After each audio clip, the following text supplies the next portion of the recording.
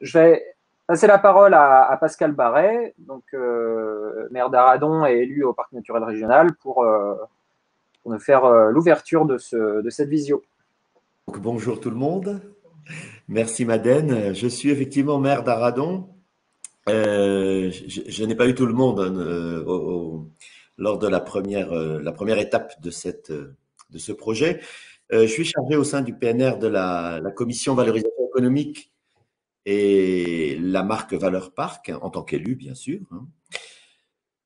Alors, aujourd'hui, c'est la deuxième étape. C'est le deuxième événement organisé dans le cadre du dialogue qui a été le dialogue sur la transition agricole et alimentaire, porté par le PNR et co-animé par le GAB 56. Hein. Le premier atelier de lancement, le 18 novembre dernier, comme je le disais au début, a fait l'objet d'un enregistrement. Donc, pour ceux qui n'étaient pas là au premier tour, vous avez une chance de vous rattraper au second tour. Et vous pouvez aller, je crois que Madeleine va mettre le lien, ou il l'a mis déjà. En tout cas, c'est disponible sur Internet. Aujourd'hui, comme l'a dit Madeleine, ça devait être une visite réelle de fermes et de magasins. Ce ne sera pas le cas, mais je crois que les images qu'il a pu réaliser sont d'excellente qualité. Il va nous le montrer tout à l'heure. Et donc, on fera ces visites par le biais des vidéos et bien sûr d'échanges. Le but, c'est d'interagir entre nous pour dialoguer sur cette grande question de la transition agricole et alimentaire. Objectif de la matinée, découvrir comment les acteurs de la filière se sont organisés pour que cette filière justement biologique et locale s'organise au mieux. Voilà, chers amis, je vais laisser à nouveau la parole à Madeleine pour le déroulé de cette matinée. Bonne matinée à tous, salut. Merci Pascal. Je laisse Pierre Vouillet du GAP 56 se présenter et nous présenter l'approche. Merci Madeleine. Bonjour à tous. Est-ce que vous nous entendez bien? Oui. Parfait. Alors, nous allons vous présenter un rallye filière légumes à travers le golfe du Morbihan. Je suis en présence ici, nous sommes trois, avec Corentin de la ferme de Couette-Navalène à Sulniac. Également avec moi Adrien Vandermerck de la petite ferme à Elvin. Et ce rallye nous emmènera jusqu'à Saint-Avé à la de Golfe, fraîchement ouverte. Donc nous n'avons pas choisi ces trois acteurs par hasard, ils font tous les trois partie d'un collectif qui s'appelle la filière Légumes Bio 56. C'est une association qui regroupe des producteurs et des magasins spécialisés bio, comme les Biogolf, dans le Morbihan, et qui a pour but de mutualiser l'offre locale de légumes bio pour livrer les magasins spécialisés. Et donc aujourd'hui, nous allons vous montrer une partie de cette filière à travers ces trois acteurs. Voilà pour la présentation et le cadre.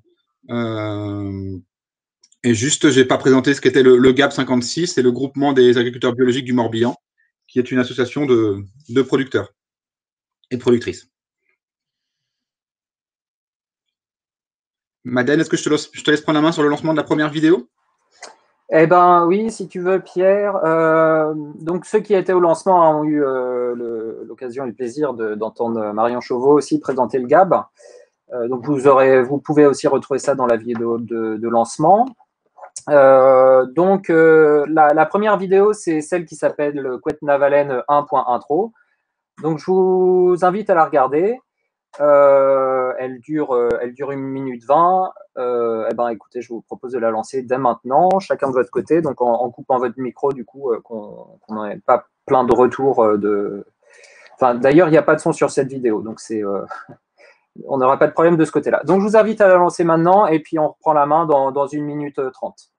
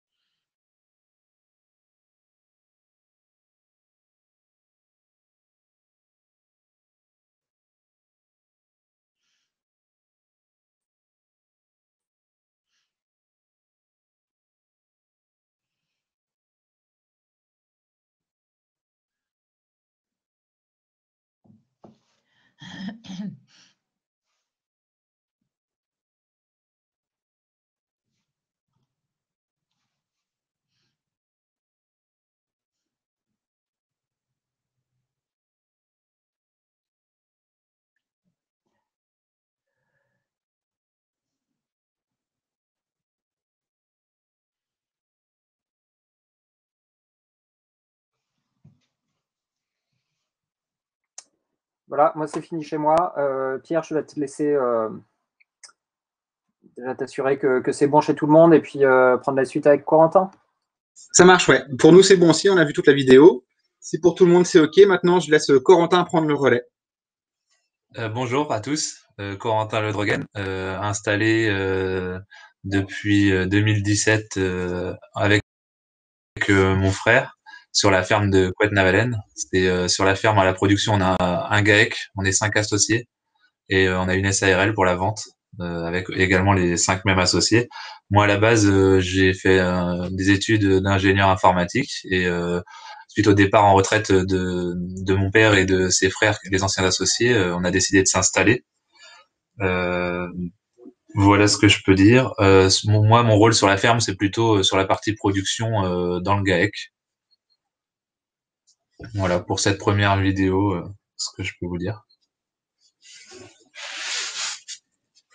Alors, du coup, là, ce qu'on va vous proposer maintenant, donc on a imaginé une visite de ferme telle qu'on aurait pu la faire en physique. Et donc, on va pouvoir aller parcourir. Vous allez voir, c'est fléché dans les vidéos. On a une carte à chaque fois qui nous indique où est-ce qu'on est sur la ferme. Alors, c'est pas aussi bien qu'en direct. Je vous conseille. Nous, on essaie de rendre la chose un peu ludique. Et donc là, on va commencer à se déplacer pour aller vers le premier atelier. Donc, c'est la deuxième vidéo de Couette-Navalaine. Et surtout, n'hésitez pas à regarder et à noter vos questions. Corentin est là. L'idée, c'est que ce soit le plus interactif possible. N'hésitez pas à poser vos questions et Corentin y répondra.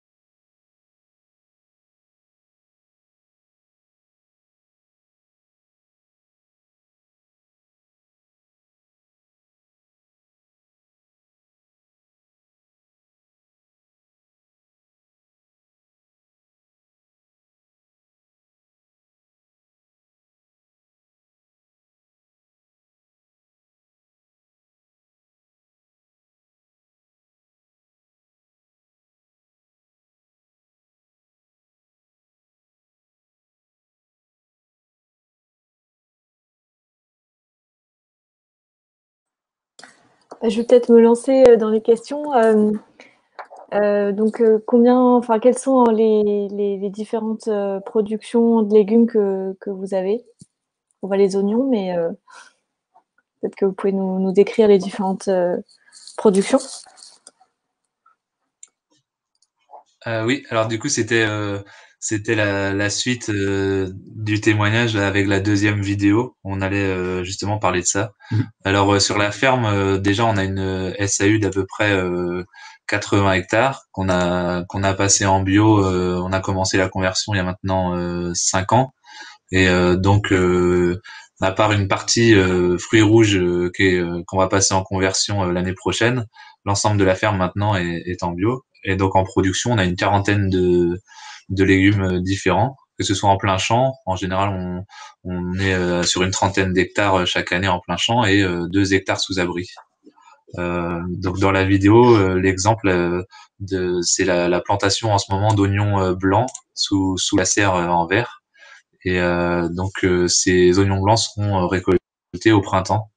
C'est des cultures en ce moment qu'on met sous abri sont assez longues. C'est les créneaux avec les jours les plus courts et puis les températures les plus basses. Sous cette serre-vert, l'été, on fait des cultures de tomates, aubergines, poivrons qui demandent un peu plus de chaleur. c'est une serveur qui a été construite dans les années 90. C'est pour ça qu'on voit qu'il y a encore des systèmes de chauffage, mais qu'on n'utilise plus aujourd'hui en bio sous serre. Donc voilà.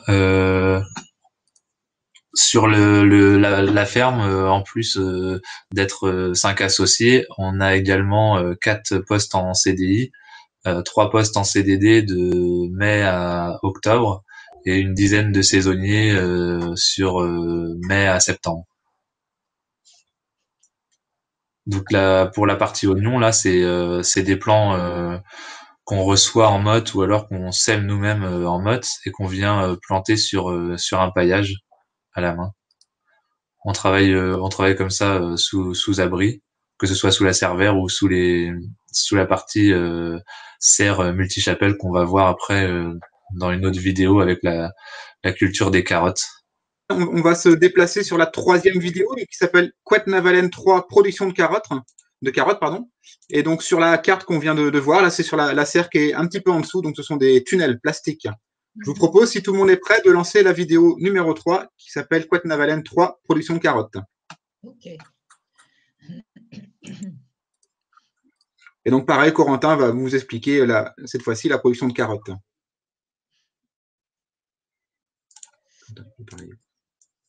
Donc là, sous abri, c'est la carotte, on essaie d'en produire à peu près toute l'année. Donc là, en ce moment, on récolte à l'extérieur les carottes qui ont été semées de avril à début juillet. Et on a les semis que vous pouvez voir, les sous-abris, qui sont faits à partir du mois d'août et qui seront récoltés au printemps. Donc là, c'est de la carotte semée en planche. On met 5 grands par planche. Et donc là, dans la vidéo, vous avez une démonstration du binage. Donc là, on passe pas avec les tracteurs pour le binage, c'est à la main ou alors avec des petites houes rotatives, des pousse-pousse. On essaie de passer au plus près du rang pour passer le moins de temps à la main au désherbage.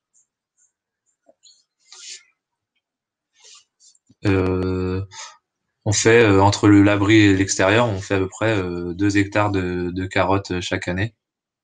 Ce que j'avais pas dit, c'est qu'on vend la plupart de nos produits en direct sur les marchés ou à la ferme. 90% en gros de ces carottes seront vendues en direct. Voilà ce que je pouvais dire sur cette vidéo. Est-ce qu'il y a des questions spécifiques à cette production-là ou à ce tunnel qu'on vient de voir? C'est impressionnant, c'est immense. Moi, quand je vois ça de l'extérieur, je me dis, on pourrait quand même nourrir nos petits-enfants dans les écoles. Mais c'est un autre sujet.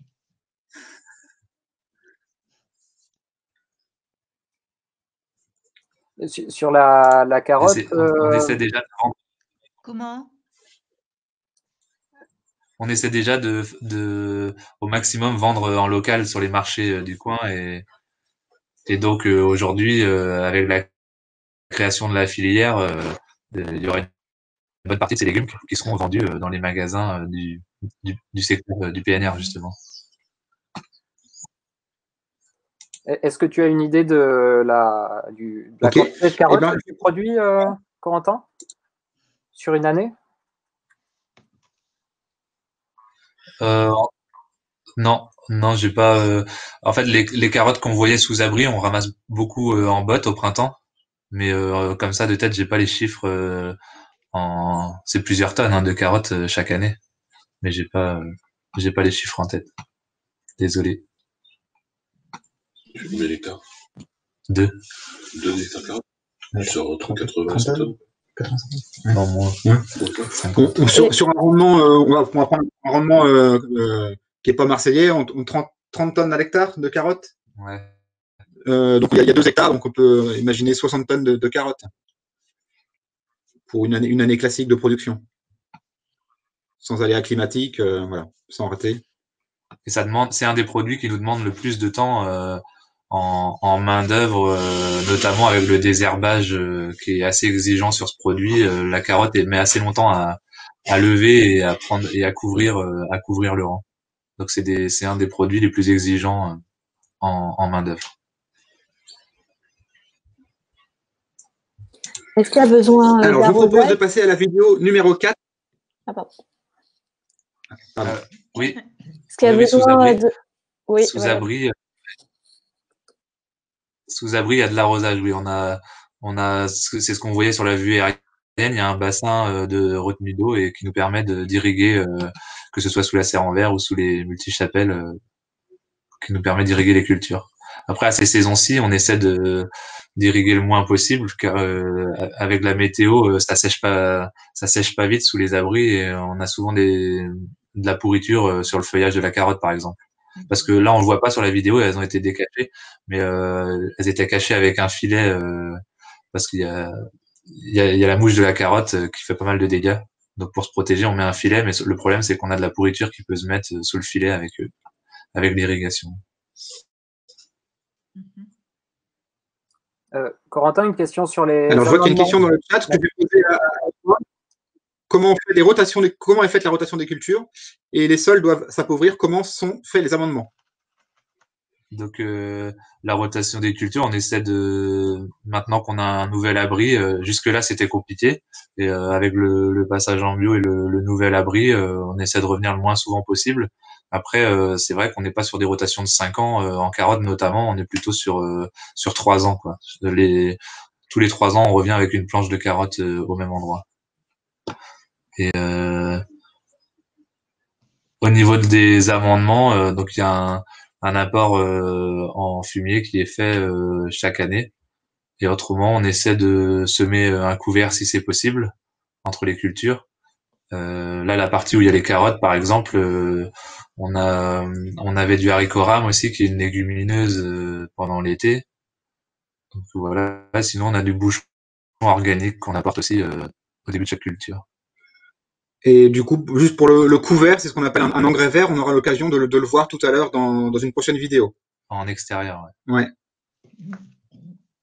Il y a une question, d'où vient le fumier? Le fumier, c'est un échange avec un voisin. En fait, on lui fournit de la luzerne. On sème pas mal de luzerne en extérieur.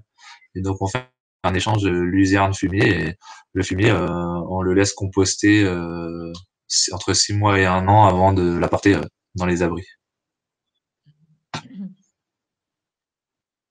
On peut passer peut-être à la vidéo. Ouais. Alors, donc, je vous propose de commencer la vidéo numéro 4 qui s'appelle Couette Navalène 4, production d'endives. Donc, moi, je la lance en ce moment et dire 1 minute 43. Et Corentin pourra nous expliquer ce qu'on voit à l'écran. Donc, sur la ferme, historiquement, il y avait une production porcine qui a été arrêtée avant que l'on s'installe. Et donc, on a décidé d'utiliser les bâtiments pour faire du forçage d'endives. Donc, on cultive nos racines en plein champ. C'est en ce moment qu'on les récolte à mesure des besoins en plantation.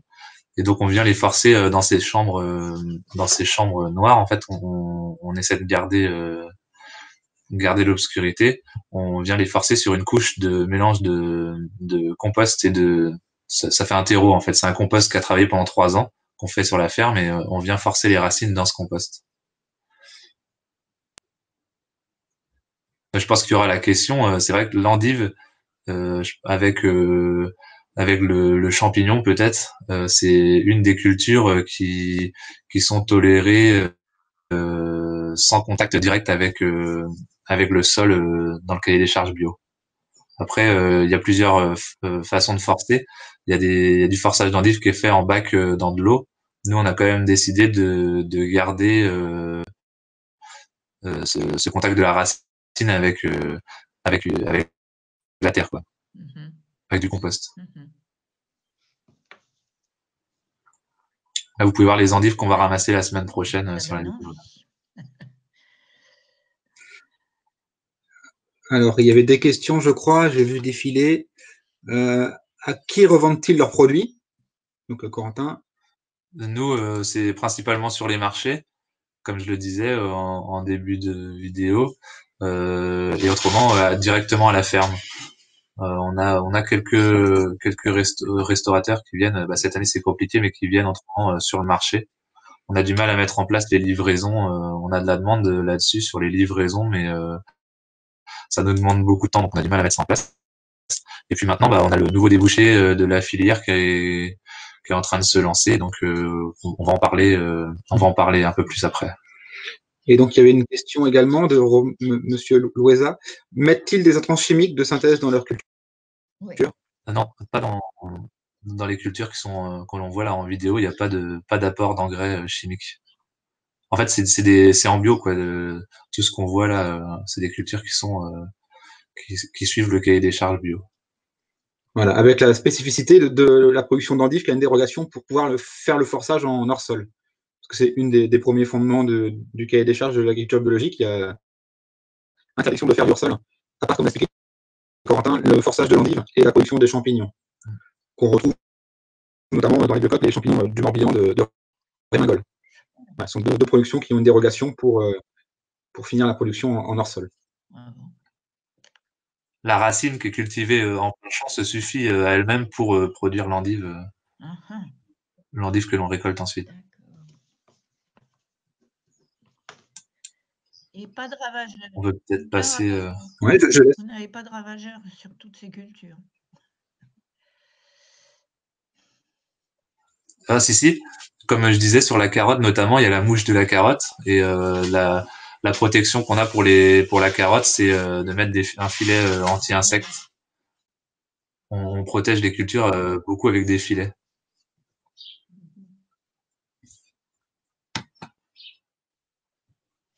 Ok.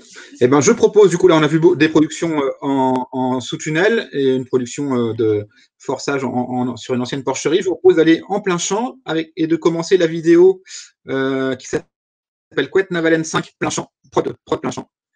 Voilà, je lance la vidéo, elle dure 2 minutes 25.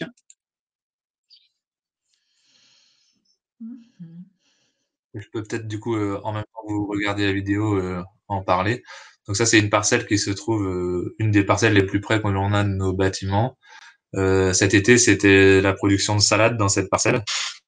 Et donc, derrière les dernières salades qu'on a ramassées, il y a un couvert qui s'est semé un peu tard. On voit qu'il est à peine en train de se développer. C'est un couvert, il y a de la facélie, de la vesse et du seigle. Dans cette parcelle en ce moment qui est encore au champ, on a également une production de navets violet, navets boule d'or. On a aussi, on va voir un peu plus loin dans la vidéo, on a une production de poireaux sur laquelle on va arriver. Chevreuil.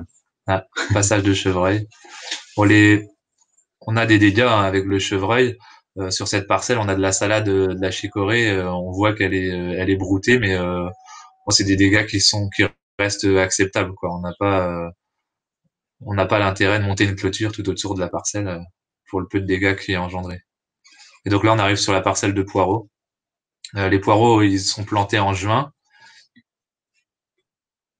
Et donc, on les laisse au champ et on vient toutes les semaines récolter les quantités dont on a besoin. Donc, en extérieur, c'est des cultures qui sont binées. Sur le poireau, on a 4-5 passages de bineuses et en dernier passage, on fait un butage comme pour de la pomme de terre pour ramener le maximum de terre sur le fût du poireau et le faire gagner allonger le fût, quoi, gagner du blanc. Et là, du coup, il y a eu une vidéo des céleris qu'on n'a pas pu ramasser là. C'est la fin de culture et ils ont été attaqués à la rouille.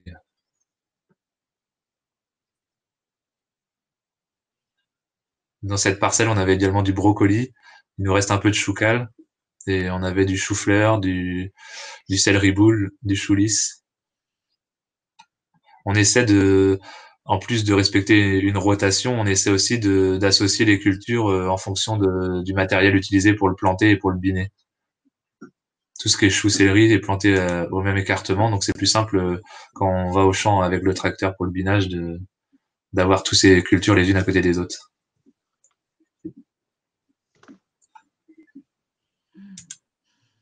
Voilà, s'il y a des questions sur la partie production plein champ.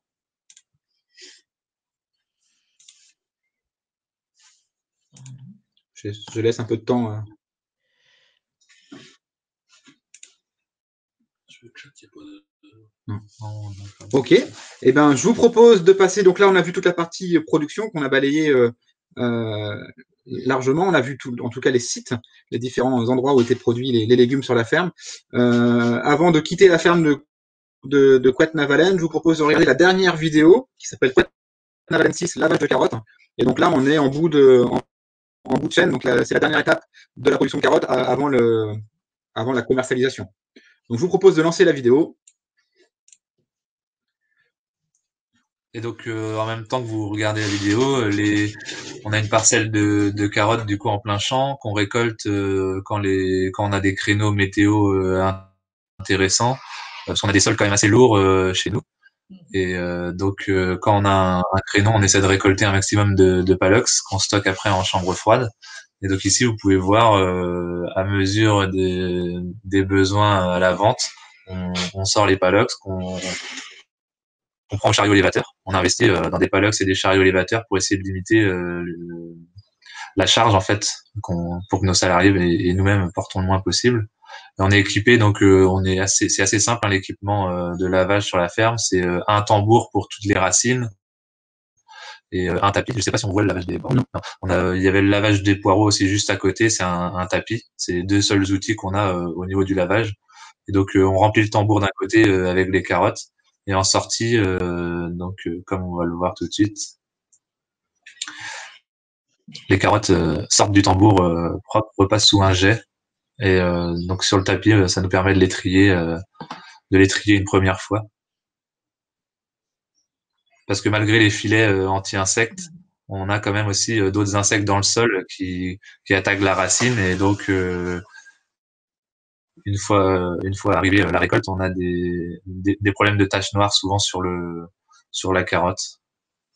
Donc on essaie donc, les taches noires, ça peut être des champignons, mais nous souvent là ça va être des taupins qui vont grignoter un peu la carotte et donc ça nous fait une trace. Là par exemple c'était un lavage de carottes pour la filière justement. Il y avait une 50aine de caisses de commandées qui partaient ensuite chez Adrien. C'est un peu le moment de faire un...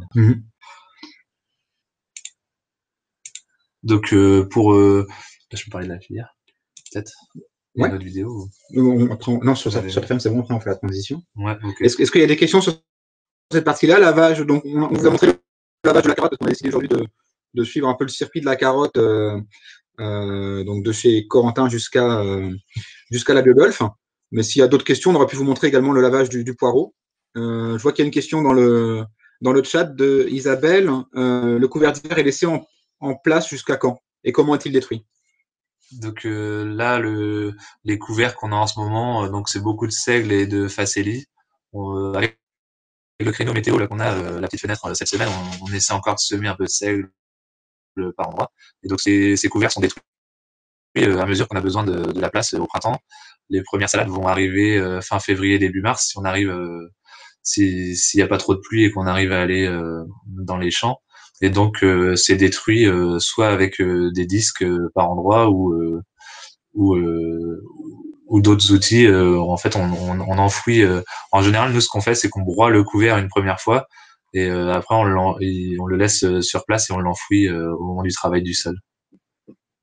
Alors, il y a une autre question. Que faites-vous des carottes tachées?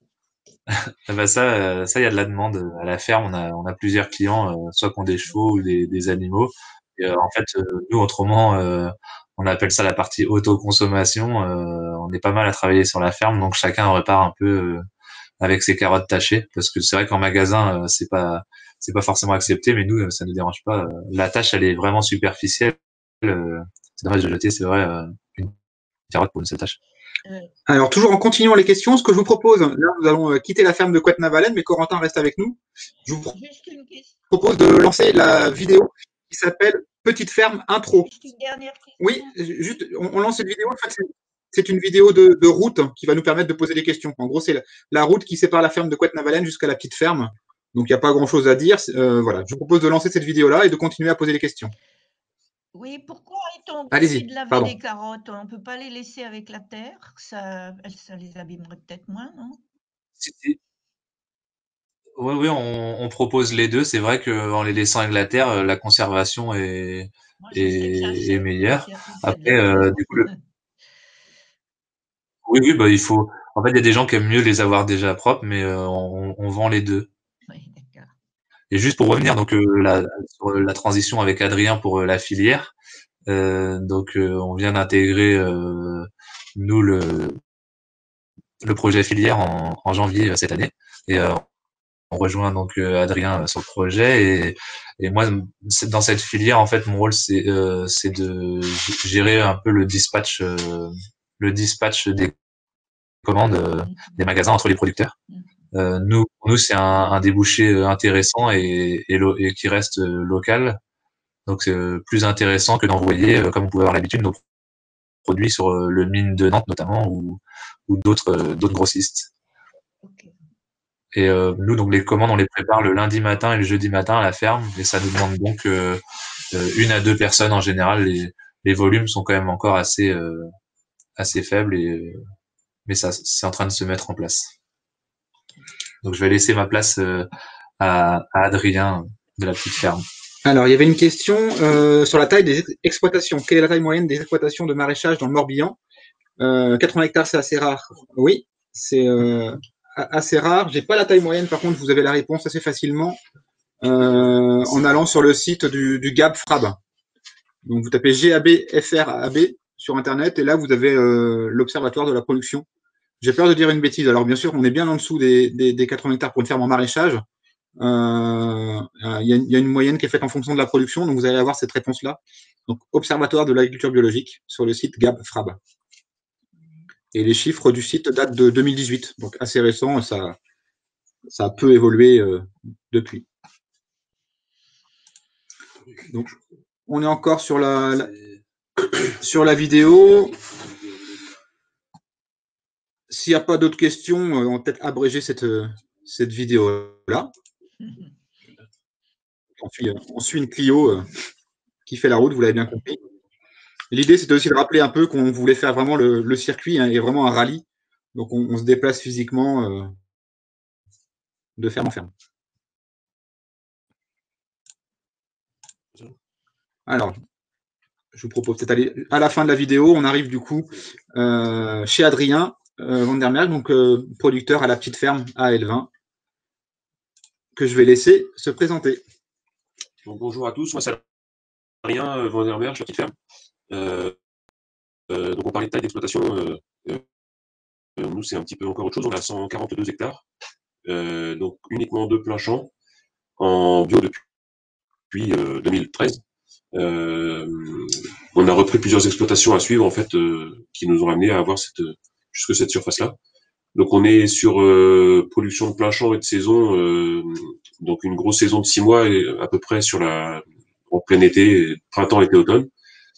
Moi, je suis issu du milieu agricole et production de légumes particulièrement. J'ai eu une ferme déjà sur Rennes à l'époque, il y a 15-16 ans.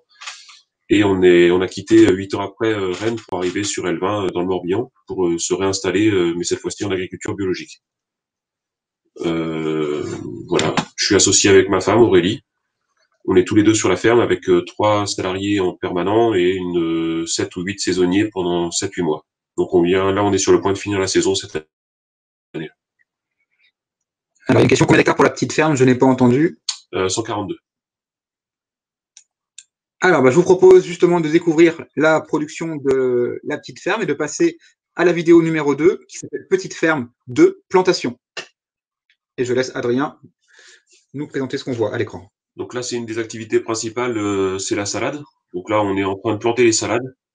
On retrouve un petit peu le même système de caisse que Corentin tout à l'heure dans la serre, sauf que ici, on a c'est la partie mécanisée, un des avantages du plein champ. Et donc, on voit les bâches qui sont en matière biodégradable, en amidon de betterave ou de maïs, en fonction.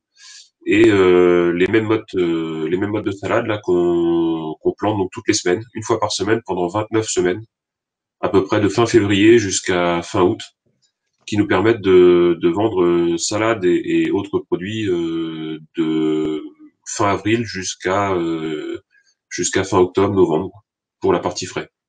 Ensuite, on plante là, c'est du fenouil. On fait des oignons de toutes les couleurs. On a des courgettes, des choux, des courges, céleri branche, de la pomme de terre. Grosse activité de pommes de terre en production de semences. Pour pouvoir vendre à des producteurs de consommation, pardon, de chips ou autres. Donc il y a 15 hectares de pommes de terre et puis une quarantaine ou cinquantaine d'hectares de légumes à côté. Tout confondu. Donc là, le ralenti, c'était pour montrer un peu le fonctionnement de la machine. Je ne sais pas si on voit bien, mais les modes sont saisis de façon individuelle et sont amenés par le biais d'un petit godet en fait dans le sol. On le voit un peu à gauche, le petit godet qui s'ouvre là. Voilà. C'est beau. Oui.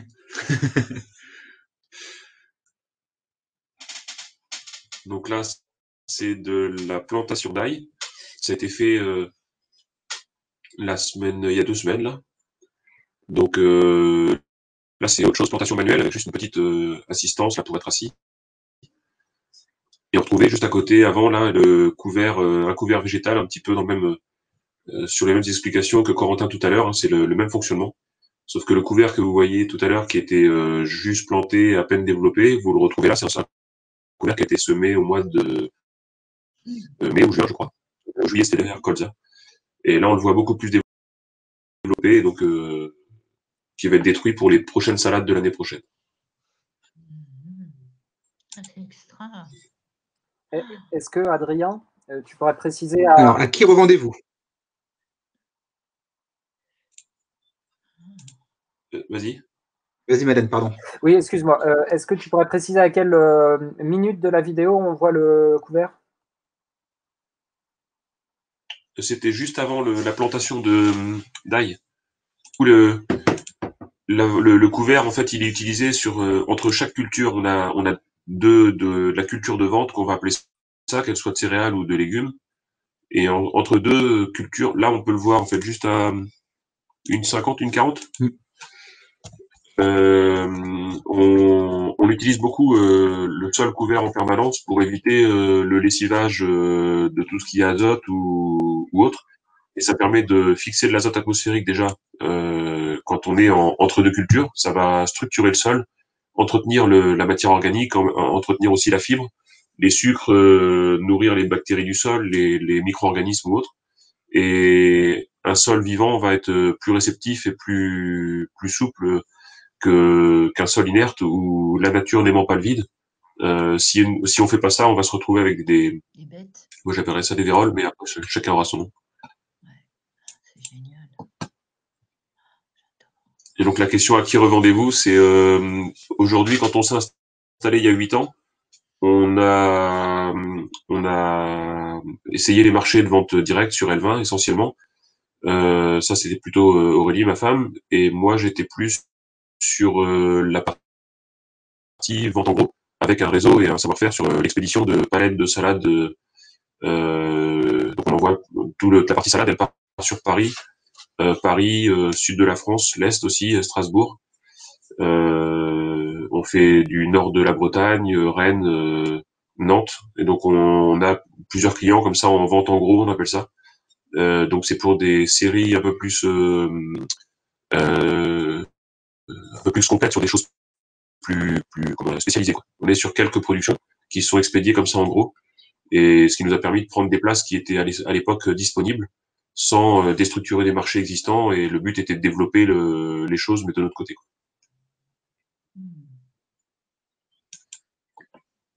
Alors, suite à cette vidéo plantation, je vous propose de passer à la 3e vidéo qui s'appelle Petite ferme 3 récolte, qui dure 2 minutes. Donc pareil, je lance la vidéo et je laisse Adrien commenter. Donc là, on est sur la récolte de salade. Donc pour les départs du jour, on voit des palettes dans le fond de la remorque là. Donc la remorque nous permet en fait quotidiennement, on envoie entre 5 et 15 palettes de salade. Et donc la remorque nous permet de travailler dans des conditions où on porte jamais plus de 2 caisses. Les salades sont mouillées au champ, préparées directement dans le champ et expédiées par camion dès l'arrivée à la ferme. Ensuite, on est sur la récolte de choux. Et là, la récolte de fenouil, sous la pluie. Donc c'est pareil, on retrouve la remorque pour éviter d'avoir à porter. On pèse directement, donc on fait une grosse partie de notre travail au champ. Et comme ça nous permet de pas porter 2, 3, 4 fois les mêmes caisses. Donc là, on trouve la récolte de carottes. Donc à la main, là, dans des conditions un peu grasses aussi. Donc là, c'est soulevé avec une lame qui nous permet de décoller un petit peu les carottes du sol et ensuite on les arrache une par une pour les mettre dans des caisses. Donc là, elles sont non lavées et ensuite soit on les vend non lavées, comme disait Corentin tout à l'heure, soit on les lave en fonction de la demande du client. C'est chouette. Ah, j'adore. C'est un peu comme de la pâte. Donc là, c'est Ellie et Margot, là, Margot qui finit la saison avec nous et Ellie qui est en permanent depuis 4 ans déjà.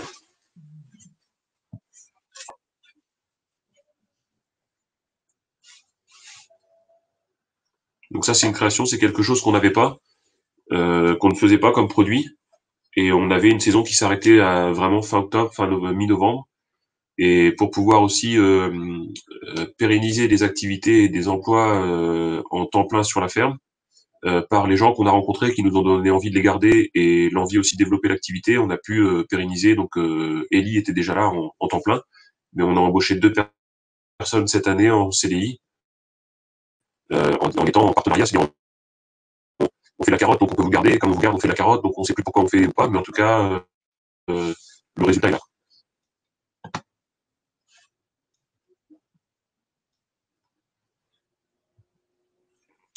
Et les carottes étaient d'ailleurs faites pour Aurélie, pour la vente directe, puisqu'on vend aussi dans 2 magasins de producteurs, donc à Elvin, le magasin Auchan, qui est un collectif de producteurs, ainsi que Producteurs du Coin.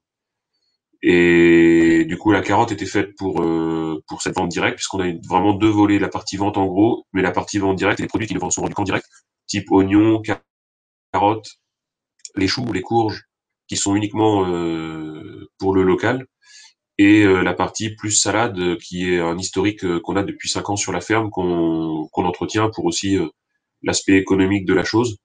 Et puis techniquement, c'est quelque chose qui me plaît beaucoup.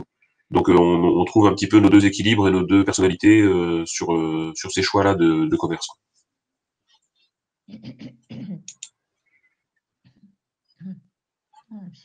Alors, donc on a vu du coup la partie production-récolte des 2 fermes. On parle beaucoup depuis le début de la filière légumes et de l'association qui s'est mise en place. J'ai vu la question qui vient de s'afficher. La prochaine vidéo va pouvoir nous montrer un peu plus en concret ce qu'est réellement cette filière et comment ça se met en place. Avant de lancer la vidéo, je vais voir la question qui a été posée. Donc, si vous travaillez avec des restaurants, faites-vous de la culture de fleurs? Alors nous, on travaille avec peu de restaurants, mais on en a quelques-uns. C'est pas forcément un marché facile. On travaille avec l'Empreinte à Vannes, et qui lui-même en fait donc un restaurant gastronomique qui nous demande des choses particulières. On prend beaucoup de plaisir à fournir ce genre de restaurateur, puisque c'est vraiment un échange. Et lui travaille avec Mélanie de Serran, Mélanie Béziot, peut-être d'autres personnes, mais qui elle s'est spécialisée dans la jeune pousse, la cueillette de fleurs, production de fleurs, cueillette d'herbes et de fleurs sauvages, et lui-même fait des cueillettes. Donc on n'a pas vocation de tout faire. Le but, c'est que chacun trouve sa place, et c'est pas une demande qui nous est faite. Maintenant, je sais qu'il y a des gens qui le font et qui en font activité, une activité qui leur permet de vivre. Donc c'est très bien comme ça.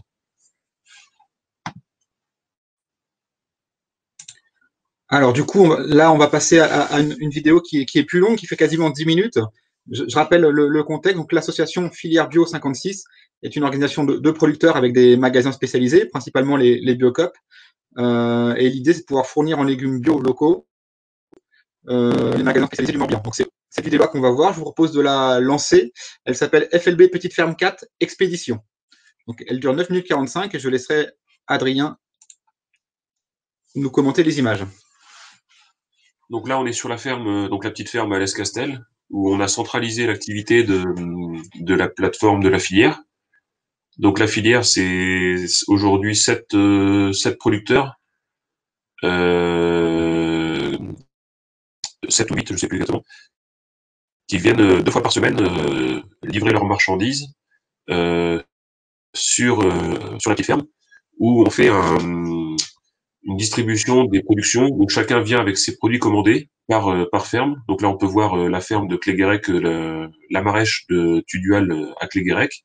Le camion que je vais décharger là, c'est Envol 56, donc une association d'insertion, oui. Donc là, à Malensac, ouais. Donc ils arrivent, ça doit être du poireau. Donc chacun vient avec sa production de la semaine. Corentin, lui, s'occupe de dispatcher les commandes qui ont été passées par Internet sur un site dédié.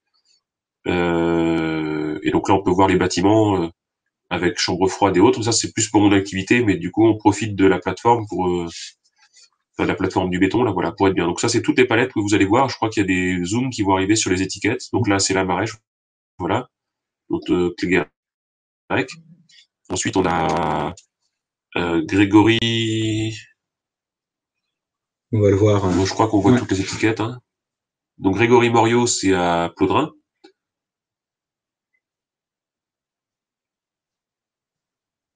Donc là, c'est salade, pommes de terre, patates douces. Il y a, c'est quoi à côté des... C'est les oignons, rutabaga, ouais. Rutabaga. Ensuite, en produit, il y a pommes de terre désirées. On va voir aussi les productions donc d'Héloïse Walik à Béric, la ferme du verger. On doit avoir une vingtaine de produits en ce moment proposés sur le site internet. Donc ça, c'est la filière a été, ça a été une demande de la part des Biocoop, d'une partie des Biocoop et beaucoup à l'initiative de Biogolf et également de François de Biocoop de Bels, la belle saison. Et au niveau départemental, il y avait une demande qui avait été faite au GAB pour savoir s'il était possible d'organiser une collecte ou une organisation collective qui permettait d'augmenter la part de local sur les étalages des magasins.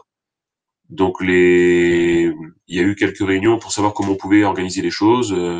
Le GAB avait pris ça en main sur la demande des magasins, également d'Alrebio qui était à l'initiative du projet. Et un jour, on a donc décollé avec quelques productions. Le but de cette filière est quand un maraîcher qu'on appelle le cercle 1, c'est-à-dire des maraîchers historiques qui livrent les magasins en direct, n'ont plus de marchandises, donc par exemple plus de carottes, la filière peut prendre le relais pour les magasins afin de continuer d'avoir dans les magasins de la carotte en local, ce qui était compliqué à avoir avant. Maintenant, on arrive à continuer la saison plus longtemps, sachant qu'on va donc à l'échelle du département de Lorient, Locminé, Pontivy, Biogolf, donc Biogolf de Vannes, Tex, Luscanen, Saint-Avé, Musiac également, et petit à petit, certains magasins continuent d'arriver, donc sur Guerre, Redon ou autres, petit à petit, chacun trouvant sa place à ce niveau-là. Donc là, vous voyez les gens, si on est au même niveau, toutes les palettes arrivent avec des produits qui arrivent directement des fermes, et ensuite, à 2 ou 3, on remonte des nouvelles palettes qui, elles, vont être distribuées dans chaque magasin. Donc vous retrouvez les choux de Bruxelles de Envol, les carottes ou les patates douces de Grégory, les salades de Carpoïs, de Sugnac. 2 fois par semaine, ouais, le lundi soir et jeudi soir. Pour une livraison au magasin le mardi matin et le vendredi matin.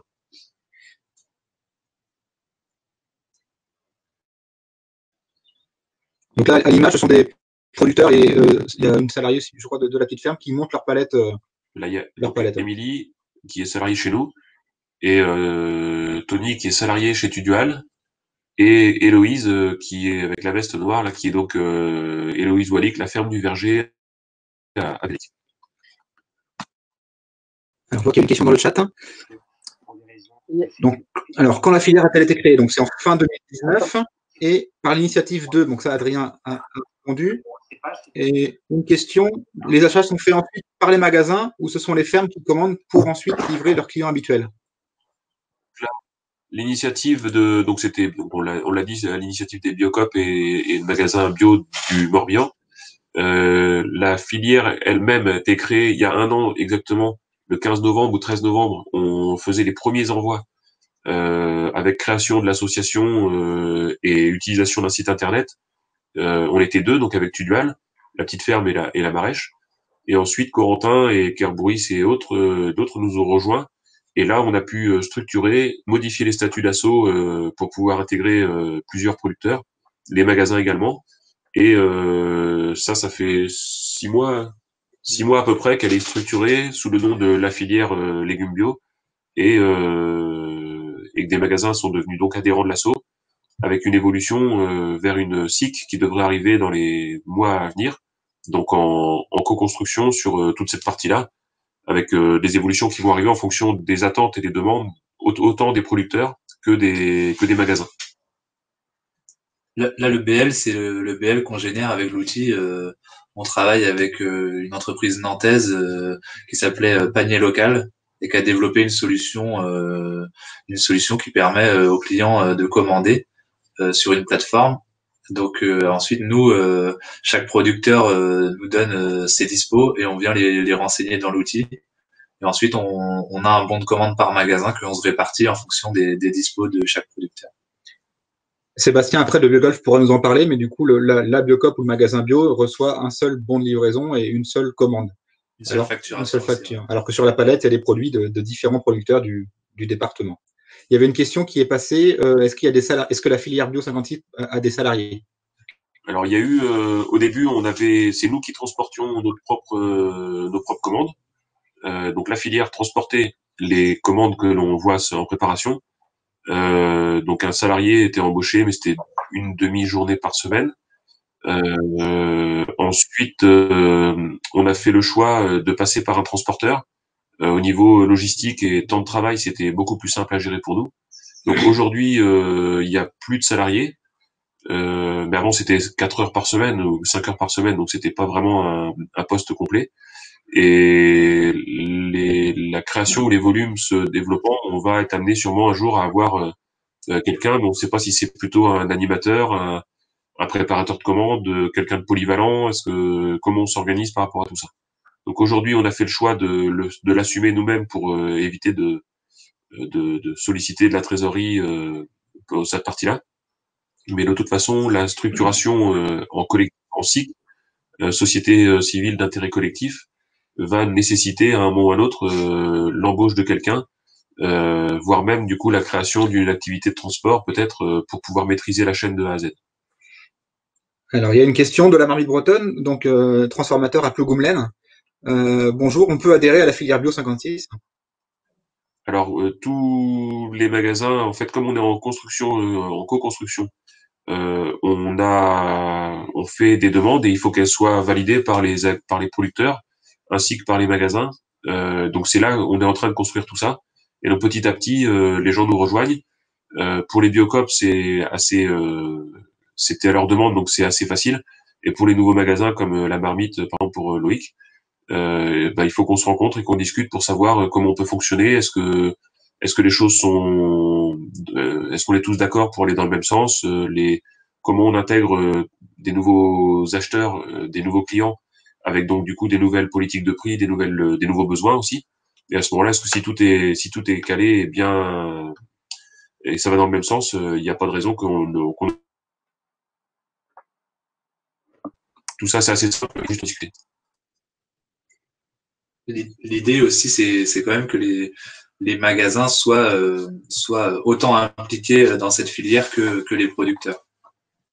Aujourd'hui, les producteurs sont très impliqués dans cette filière et donc à terme, on souhaiterait un peu partager les frais, notamment sur le transport, par exemple. Alors, je vois qu'il y a des questions que je vais poser à haute voix. Comment gérez-vous l'utilisation des cagettes? Vous avez la possibilité de les réutiliser une fois sur l'autre.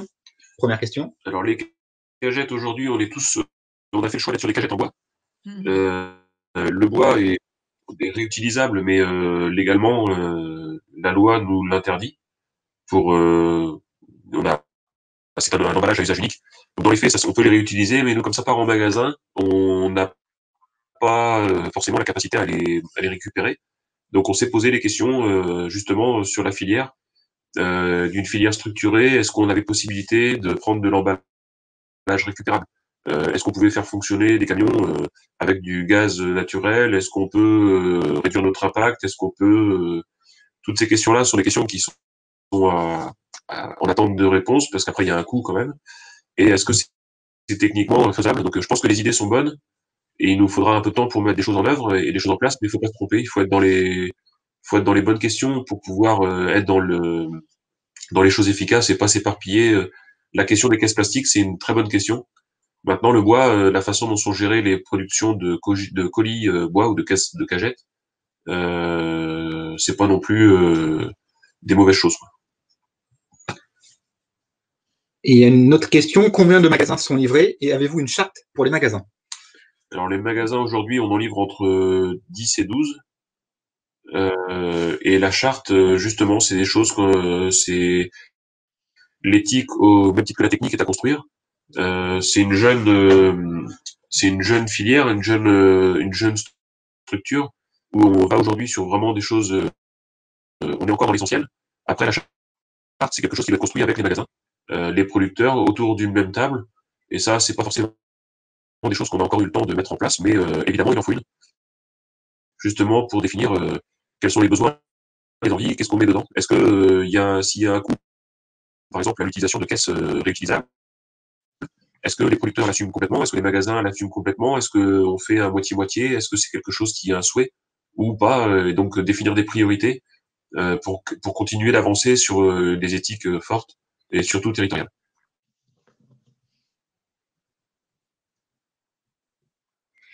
Je rebondis sur la question Adrien parle de l'impact. C'est aussi important. Là, on voit des moyens déployés. Quand vous regardez l'observatoire de la commercialisation, la production en circuit court a un impact qui n'est pas négligeable sur le transport notamment, puisque là, le fait de construire une filière comme celle-ci, il y a un gros camion qui se déplace, certes, mais il se déplace qu'une fois ou 2 fois par semaine. Ça évite à chaque producteur de prendre son camion ou sa camionnette pour aller livrer lui-même son magasin. Donc, l'impact sur le climat et notamment l'émission de gaz à effet de serre se calcule sur l'ensemble de la filière et sur le transport notamment. Il y a quelques données là-dessus, il y a quelques outils notamment qui existent. Voilà, là j'ai le chiffre en tête donc je vous le donne, mais en moyenne par semaine, un producteur bio en circuit court, c'est 150 km de parcouru pour la commercialisation.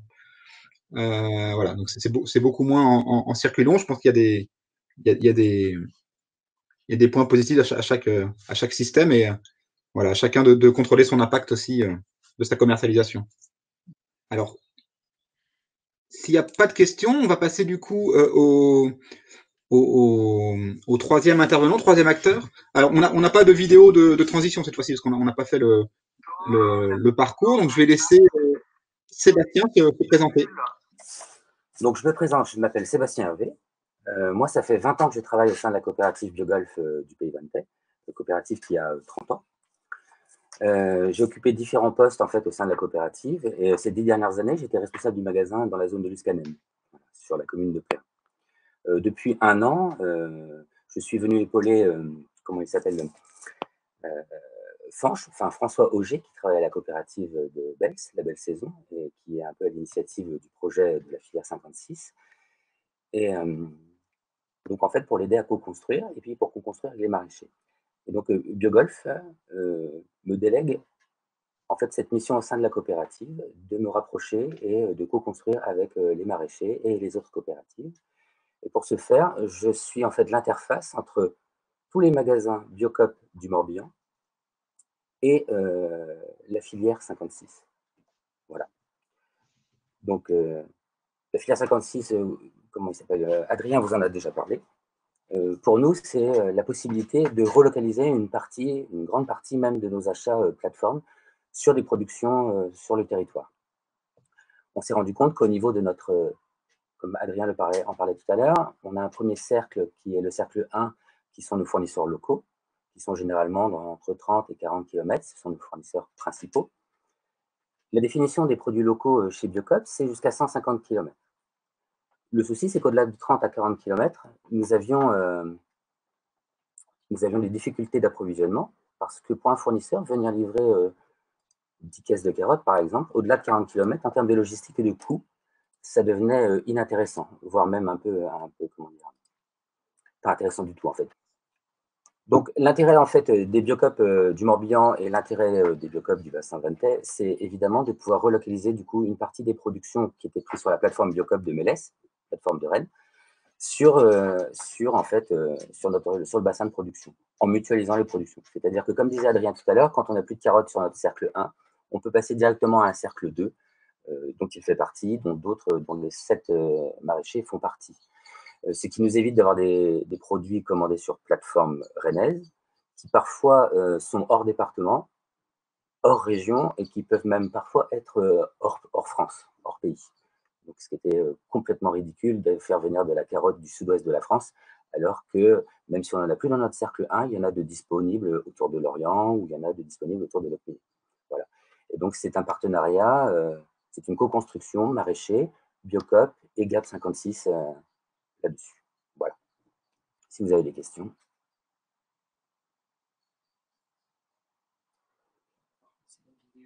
Ouais. Si vous voulez, on peut voir, donc à la suite du traitement des produits sur la ferme, sur la petite ferme, l'arrivée et la commercialisation des produits sur le magasin de Saint-Avé. Donc, c'est la vidéo FLB 56, Biogolf. Voilà. Allez-y. Donc, vous voyez le magasin de Saint-Avé qui fête ses 1 an, là, et dans lequel vous auriez pu faire une visite normalement si on n'avait pas eu ce Covid. Donc là, c'est l'arrivée des produits directement depuis la livraison de la filière 56, mis dans nos chambres froides, qui vont servir de tampon avant la commercialisation.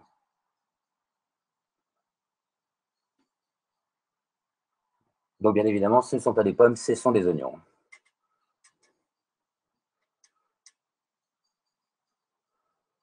Donc, vous retrouvez un petit peu les différentes provenances, en fait, sur les unités de besoin des magasins via la filière 56.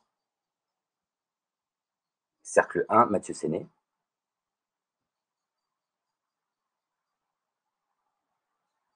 Cercle 0, même je dirais, Mangorvenec, puisque Mangorvenec se situe à moins d'1 kilomètre du magasin de Saint-Avé.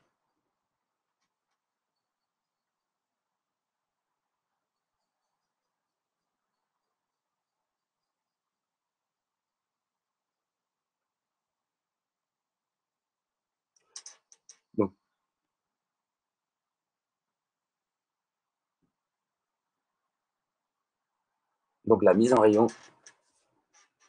des carottes de la petite ferme dans le magasin.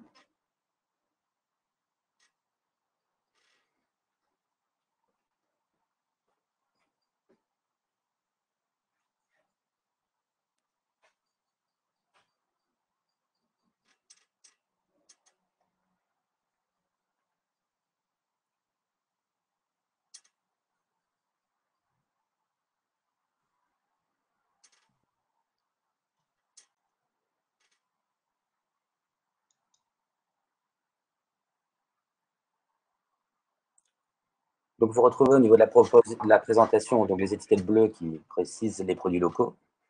Vous retrouvez toutes les étiquettes de traçabilité présentes soit sur les caisses, soit directement sur les ardoises, avec toutes les informations légales et la provenance.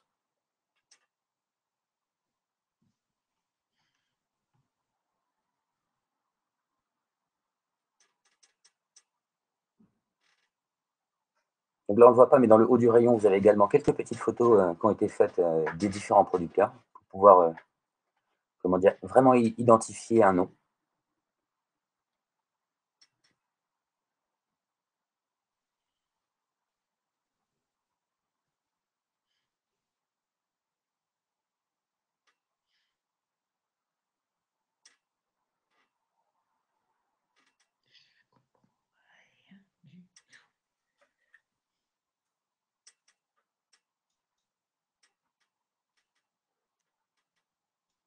Donc, comme le laisse transparaître la vidéo, on essaye véritablement d'avoir un maximum de produits locaux, en sachant que, grosso modo, les achats locaux chez Biogolf, c'est à peu près 20%. Chiffre que, bien sûr, on essaye de développer un maximum.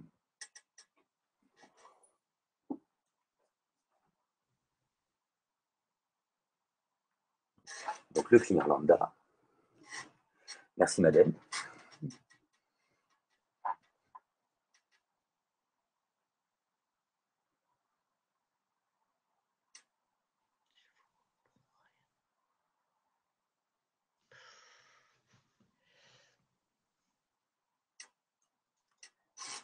Donc c'est vrai qu'à la base, ce qui était proposé par le GAB et par le PNR, c'était effectivement de pouvoir tout de suivre et de vraiment suivre cette carotte identifiée depuis le rayon jusqu'à la petite plateforme que gère Adrien sur son exploitation, jusqu'au magasin et jusqu'au destinataire final. Et si on avait pu le faire, on aurait même fait une recette de cuisine avec ces carottes directement au magasin.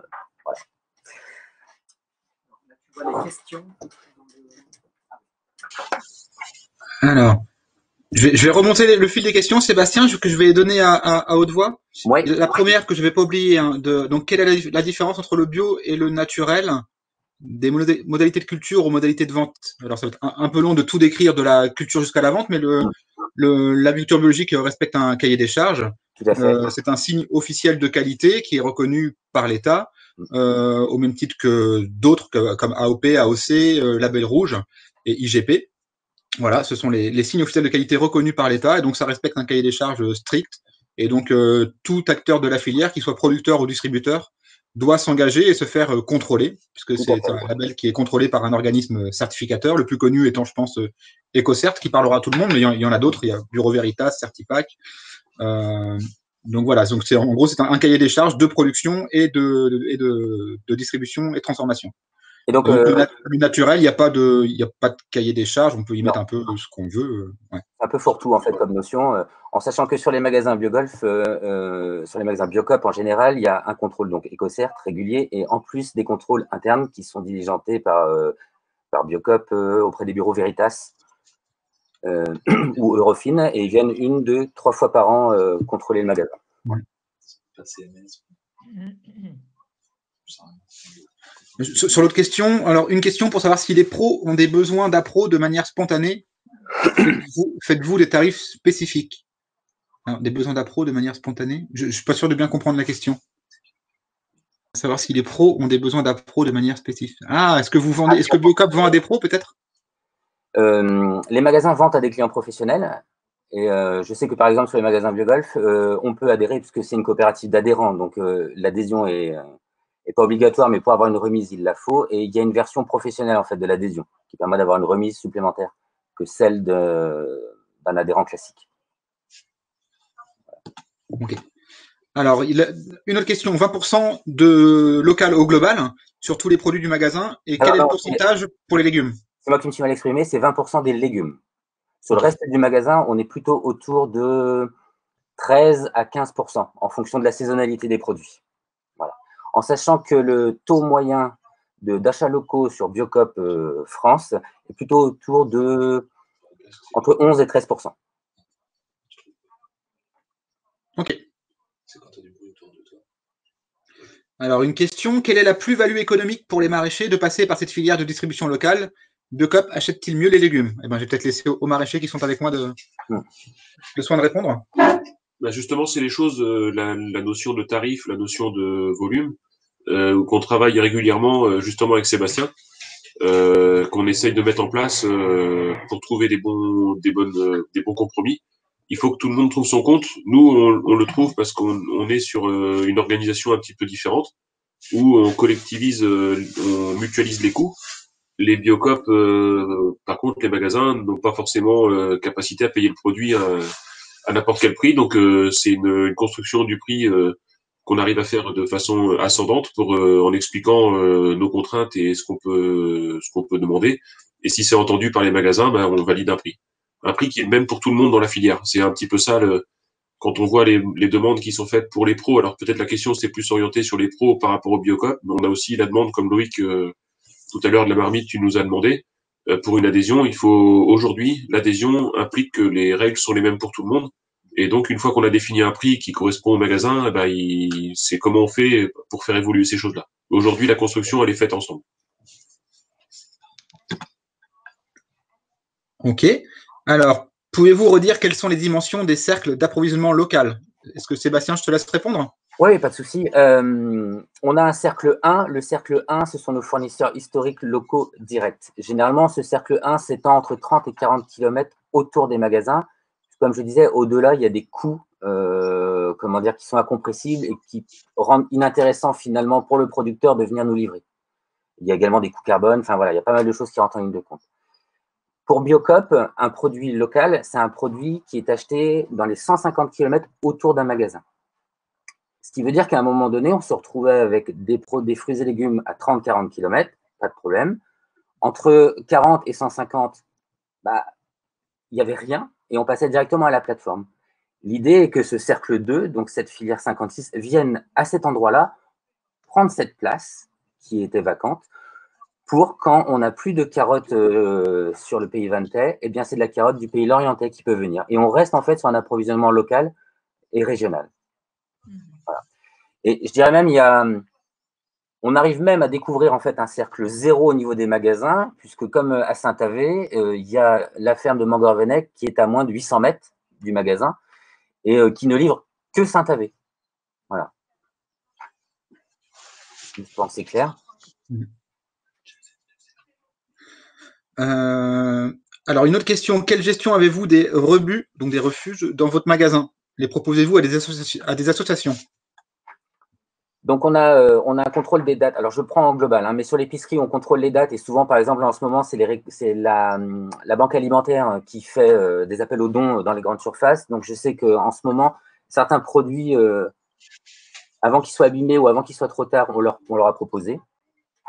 Au niveau des fruits et légumes, on a pas mal de retraitements. J'entends par exemple sur le magasin de Luscanen, les fruits et légumes qui sont plus très jolis, mais encore très consommables, sont plutôt utilisés au niveau du restaurant. Donc le restaurant de Luscanen, par exemple, fait ce menu un petit peu au cul du camion, en rayon, en voyant ce qui peut passer dans sa journée. Autrement, on est en train de mettre en place un projet avec les cuisiniers solidaires. Il y a des composteurs qui sont présents sur certains magasins. On est justement, au niveau du service communication, en train de réfléchir sur la valorisation de tous ces déchets. Voilà. Donc là, on est clairement dans une phase d'audit. Qu'est-ce qu'on fait? Quel est le volume de déchets que l'on peut générer? Voilà. Donc il y a vraiment une grosse réflexion qui est menée au sein de la coopérative. Voilà. Merci. Et donc, il y a une question. Donc, merci pour toutes ces réponses. Quelle perspective pour augmenter la part des 20% en légumes? Donc, sous-entendu, la part des produits locaux. Bah, pas seulement à l'échelle de Biogolf, mais à l'échelle du département. On en a parlé avec Adrien récemment. Dans mon rôle de délégation qui m'a été donné par Biogolf, c'est d'aller rencontrer chaque magasin pour insister en fait sur l'importance de cette filière, puisque clairement pour moi c'est l'avenir en fait, c'est l'avenir de notre production, c'est l'avenir de nous en tant que distributeurs. C'est-à-dire si on arrive vraiment à relocaliser le maximum de produits sur nos territoires, je crois qu'on aura gagné. Et pour les produits locaux, on continue en fait une démarche de visite. On continue. Moi, par exemple, je vais, là avec le Covid, ça a été un peu mis en stand-by, mais je vais à peu près tous les 10 jours visiter des exploitations, aussi bien maraîchères que des transformateurs, pour voir quels nouveaux produits pourraient s'intégrer en fait au niveau des magasins. Voilà.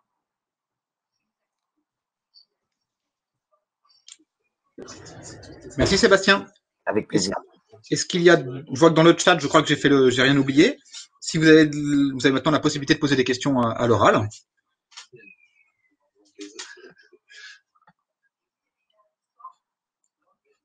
Alors, peut-être une question pour nos maraîchers. Est-ce qu'il y a assez de production locale pour alimenter plus que les 20% actuels? Ou bien est-ce qu'il faut de nouveaux producteurs? Aujourd'hui, tout l'enjeu, c'est la problématique souvent de produits de saison. Qu'est-ce qu'une saison? Si on arrive avec de la carotte au mois d'avril-mai, il y a peu de gens en ont, donc ça permet d'étaler. Mais le problème, c'est que c'est compliqué de l'avoir à ce moment-là. Donc nous, on essaie de s'organiser. Justement, la filière, elle nous permet dans le travail qu'on met en place avec Sébastien, de planifier les choses, donc de savoir quels sont les besoins et quand. Et au lieu d'arriver avec des gros volumes au mois de septembre où tous les maraîchers ont de la carotte, par exemple, le but pour nous, c'est qu'on sait maintenant, au fur et à mesure des discussions qu'on peut avoir, qu'on pourra vendre 20 tonnes, par exemple, entre avril, mai et peut-être début juin, plutôt oui, mars, avril, mai. Et donc à nous de travailler dans ce sens-là.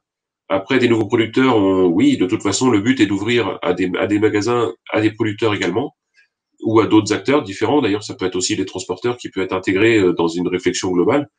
Mais dans la problématique, c'est qu'un producteur qui vient avec les mêmes produits qu'on a déjà au même moment, et bah, c'est pas forcément évident d'avoir plus de volume et de débouchés à ce moment-là. Par contre, si la personne qui souhaite trouver des débouchés est capable de dire, par exemple, je vais faire de l'oignon et je vais regarder ou de la courge ou des carottes pour arriver à un moment où les autres n'en ont pas, évidemment, on sera tout à fait ouvert à ces discussions-là. Aujourd'hui, on a tous de la carotte au mois de septembre, donc c'est pas et les cercles 1 sont aussi en fournisseurs de carottes début septembre, donc c'est même pour nous, c'est pas là qu'il y a le plus d'opportunités. Par contre, si l'objectif c'est d'augmenter la part de local dans les rayons des magasins, c'est aux magasins de nous dire et à nous d'être en capacité de faire. Et si tout ça se cale bien sur la même dynamique, l'objectif sera atteint assez rapidement. Juste pour compléter, du coup, avec Adrien, sur la question demande si on est assez de maraîchers sur le secteur pour répondre aux besoins des magasins. Je pense que oui. Je pense le problème qu'on a aujourd'hui, c'est quand on est sur notre ferme, on n'a pas forcément le temps de gérer la partie vente et lien avec le magasin. Et donc c'est ce à quoi va répondre la filière aujourd'hui et permettre d'avoir des volumes. Aujourd'hui, il y a beaucoup de producteurs sur le Morbihan qui envoient leurs produits sur le marché de gros, sur le mine de Nantes ou autre. Et ces produits-là, on pourrait les garder en local, une fois qu'on aura réussi à faire le lien.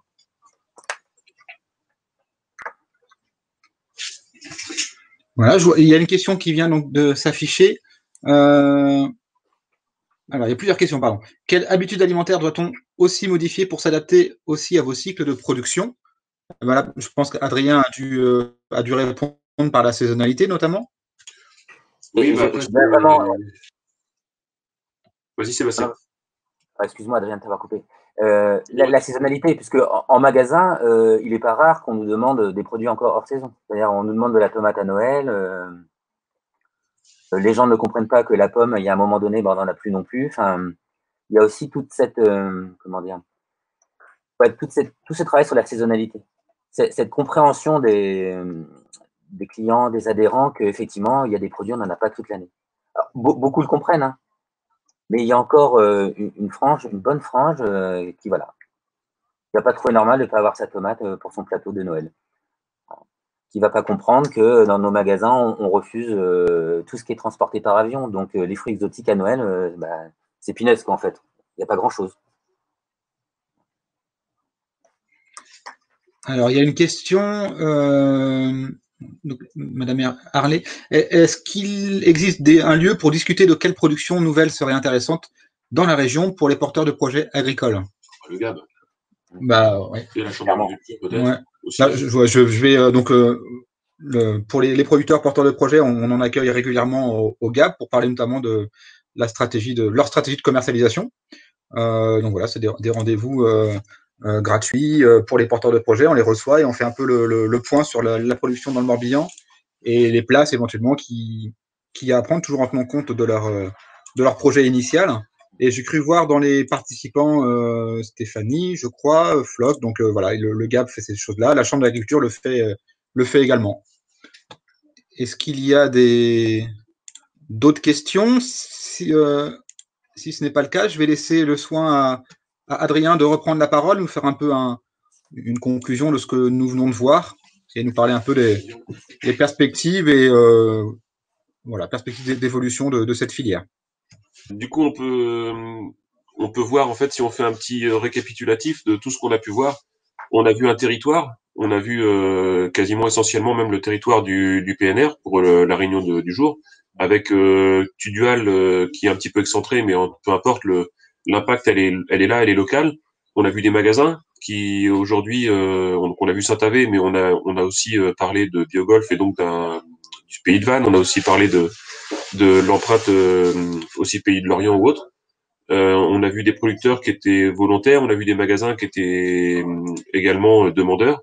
Et l'impact territorial, technique, économique, environnemental ou tout ce dont on parle en ce moment dans les sujets politiques, je pense que la filière est là pour y répondre. de par le fait d'avoir concentré 5, 6, 7, 8 producteurs sur une même palette. Donc c'est du temps de moins sur la route, comme on disait. C'est une palette qui est optimisée, c'est des coûts aussi, c'est les producteurs qui sont aussi chez eux à produire et non pas à rouler. On n'est pas routier, on est aussi avant tout producteur au champ. Donc chacun, on essaie de respecter les métiers de chacun. Les commerçants ou les magasins font leur métier, on fait le nôtre, et tout ça dans une bonne dynamique collective et avec cet esprit toujours de vouloir le faire tous ensemble. Donc c'est pour ça que certaines choses des fois avancent moins vite, mais au moins une fois que tout ça est validé, il y a de grandes chances qu'on aille aussi plus loin. Merci Adrien. Je vais laisser Madeleine reprendre, s'il n'y a pas de questions, laisser Madeleine reprendre pour la conclusion de ce réunion et pour nous annoncer les prochains événements. Alors, est-ce que c'est bon? Oui, c'est bon. Ok, super. Eh ben, déjà, je voudrais vraiment remercier tout le monde d'avoir été présent déjà. C'est un samedi matin. Là, il y a soleil, on a le droit d'aller se promener plus longtemps qu'avant. Donc, merci de vous être présenté ce matin. C'était super important. La question de Stéphanie là, a été traitée? Non. Peut-on orienter des porteurs de projets des magasins des communes vers l'assaut? Aujourd'hui, on a des demandes qui sont assez régulièrement faites, de par soit les collègues, les relations assez simples entre producteurs. Donc, moi, des fois, j'ai des coups de téléphone de gens qui nous demandent s'il y a possibilité d'intégrer. Le problème, c'est qu'il y a différents porteurs de projets. Il y a déjà des porteurs de projets qui, en général, peuvent être en bio que dans 2 ou 3 ou 4 ans parce qu'ils sont tout début de leur projet. On a des gens qui arrivent avec des volumes qui ne se sont pas posés de questions de comment les vendre, et donc du coup on n'est pas en capacité de les traiter, enfin de les intégrer à la filière. Mais après c'est du cas par cas, et évidemment de toute façon ça se fera par toutes ces choses-là de la discussion, quelqu'un qui cherche un projet qui va se dire qu'est-ce qui manque, qu'est-ce que je peux faire. À ce moment-là, oui, je vais le faire pour la filière, et il prendrait une place aujourd'hui qui est vacante. Toujours cette notion de développement et non pas de prise de déstructuration des choses qui existent déjà. C'est de l'amélioration, du développement bien plus qu'autre chose. Mais après, il faut qu'ils appellent, et c'est vraiment cas par cas. Aujourd'hui, on a eu le souci aussi de réussir à se réunir rien qu'entre producteurs pour la filière. On a réussi à distance et en se croisant au moment de la préparation des commandes à continuer d'avancer et de répondre aux besoins des magasins. Mais l'année prochaine, je pense qu'on arrivera plus facilement à organiser des réunions pour peut-être intégrer de nouveaux producteurs et de nouveaux magasins dans la filière. Tu peux donner mon portable, Stéphanie? Ouais. Pas à tout le monde non plus, hein, mais à ceux qui le connaissent pas.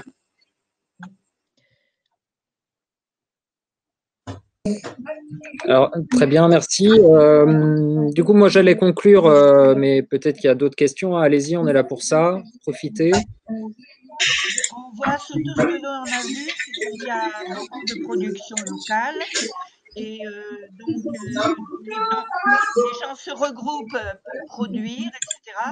Et est-ce qu'on ne pourrait pas orienter aussi un petit peu dans le cadre du PNR avec nos communes pour que les productions aillent vers je reviens sur mon problème des cantines à terme, hein, si vous voulez. Voilà, avec nos élus, voir si on ne peut pas faire des productions pour les cantines bio, par exemple. Voilà, c'était… Alors, si j'ai bien compris la question, puisqu'on a entendu très faiblement, je comprends que vous demandez si, au sein du PNR, on peut organiser une production des producteurs vers les cantines. Oui, voilà. Alors, madame, je vais répondre peut-être sur cette partie-là. La filière qu'on vient de voir, et on l'a répété plusieurs fois, ne prend pas la place de la production déjà fournie dans les magasins. Et c'est le cas également pour la restauration collective, puisqu'il y a une autre association qui existe, qui est spécialisée, qui ne fait que de la restauration collective, et qui s'appelle Manger Bio 56. Donc, cette filière-là qu'on vient de vous présenter ne prend pas la place d'une filière qui serait déjà en place. Voilà, donc le travail serait à faire avec cette association-là qui travaille déjà avec les territoires sur le Morbihan. D'accord. Bon. Et effectivement, c'est le rôle d'institutions telles que les nôtres, que ce soit le GAP, que ce soit la Chambre d'agriculture qui est aussi présente à cette visio, ou le parc, d'appuyer les initiatives de ce type. Oui.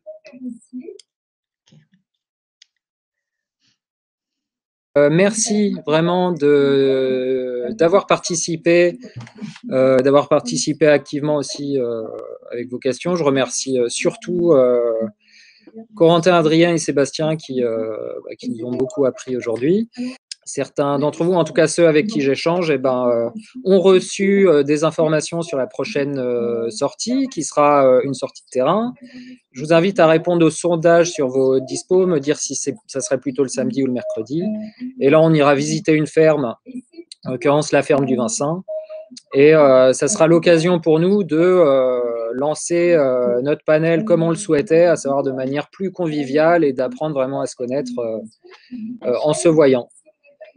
Donc, merci à tous et à une prochaine fois. Merci à vous pour tout ce que vous avez fait. Merci, madame. Merci.